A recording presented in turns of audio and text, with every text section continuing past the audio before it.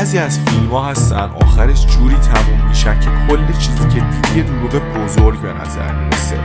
از اون پایانایی که بعدش فقط زل میزنی به صفحه و میگی چی شد. مثلا فیلم فایت کلاب، یه مرد تنهایی که دنبال معنی زندگیه ولی آخرش میفهمیم تایلر دوردن فقط توی ذهن خودش بوده. یا مثلا شاتر آیلند، یه پلیس که دنبال یه بیمار فراریه اما در واقع خودشون بیمار روانی خطرناکه. یا مثلا فیلم The Sixth Sense، یه دکتر که میخواد به یه پسر کمک کنه ارواحو نبینه ولی آخر فیلم میفهمی خودش یکی از اوناست و درست همونجا میفهمی حقیقت همیشه اون چیزی نیست که میبینی.